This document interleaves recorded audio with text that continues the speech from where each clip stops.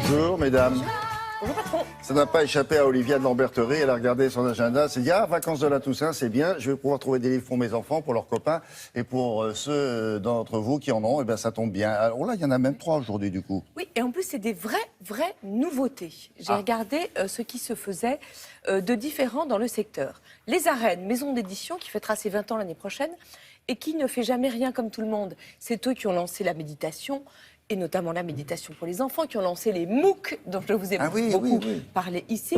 Bref, qui fait bouger les lignes. Et là, ils lancent un secteur jeunesse. Alors, c'est une pointure qui s'en occupe, Mijo Beccaria.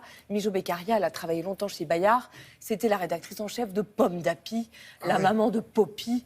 Enfin, une star du domaine. Et ce que j'aime chez Mijo Beccaria, c'est qu'elle connaît ses classiques, mais elle les adapte au monde d'aujourd'hui, notamment dans Le Petit Prince qui ne s'aimait pas, l'histoire traditionnelle, un roi qui s'appelle Noir Ier de la couleur de sa peau, qui est marié avec une très belle femme qui s'appelle la reine Beige.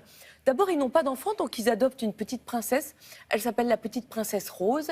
Et puis un jour, comme beaucoup de couples aujourd'hui, alors qu'ils attendaient plus d'enfants, eh bien voilà qu'elle est enceinte et elle met au monde un petit prince, le petit prince marron. Et le petit prince marron, il est très aimé, mais très triste. Parce que dans sa famille, personne n'est de sa couleur.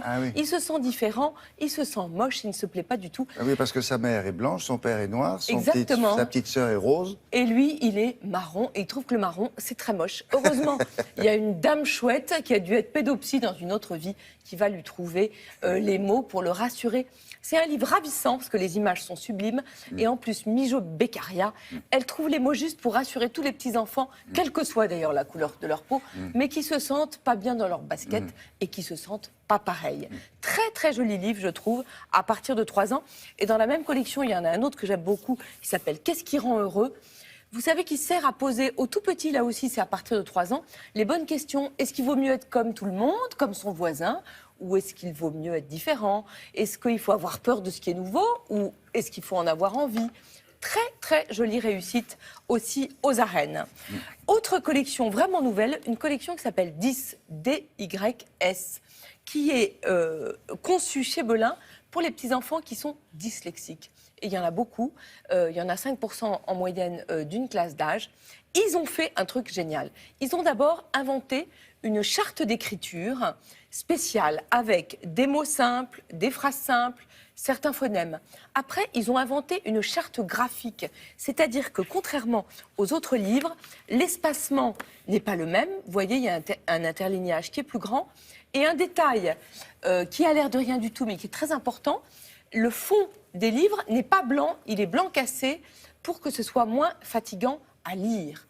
Après, ils ont demandé aux plus grands auteurs jeunesse d'inventer des histoires pour que les histoires elles soient palpitantes comme les autres histoires des autres livres. Ils ont notamment demandé à Timothée de Fontbelle, et là, il y a un exercice, c'est vraiment comme un exercice à la Pérec. Il a travaillé sur le son bre. Donc la petite héroïne s'appelle Brune, elle a un colibri, et le héros s'appelle Gabriel. Il y en a partout. Breu. Et avec ça, il arrive à faire une histoire palpitante d'un petit garçon, Gabriel, qui est un drôle de zèbre et qui est accusé à tort d'une bêtise dont il n'est pas l'auteur. Ah oui, je vois la lune brille, un Vous voyez comme c'est génial? Un balai brosse, bredouillé, bricole, brune.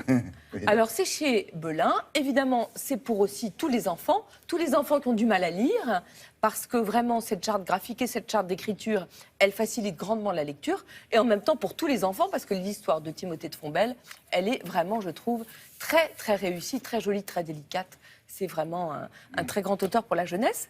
Et pour finir, notre amie Agathe Hennig de Art, notre amie éditrice de Trouville, qu'est-ce qu'elle fait cette rentrée? Elle décide d'initier les enfants à l'écologie.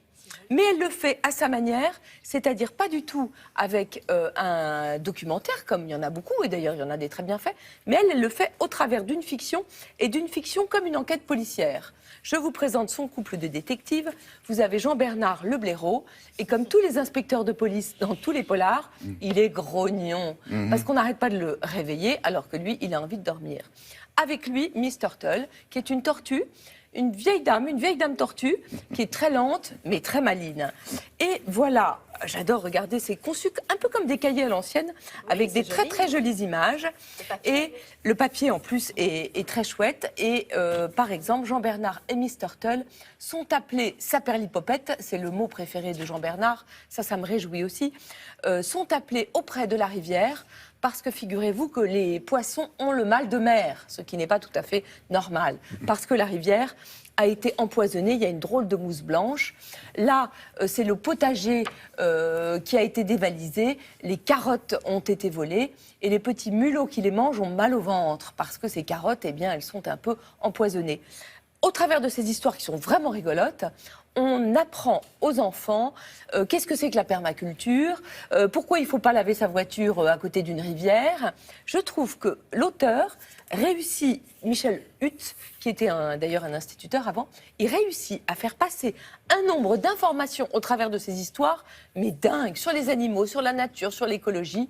Et puis à la fin, vous avez des informations, des choses que je ne savais pas. Si vous mettez tous les cours d'eau de la France bout à bout, eh bien, vous faites 7 fois le tour de la Terre. Ça vaut donc de la Terre. De la Terre, vous vous rendez compte? Ça vaut donc le coup de protéger, évidemment, les rivières. Et c'est toujours elle qui fait ses livres, c'est formidable, parce qu'elle les produit en France elle-même, quoi. Alors maintenant, je crois qu'elle les produit plus en France, parce Ouah. que c'était trop compliqué, mais elle les produit en Europe. Ah bon? Vous êtes d'accord?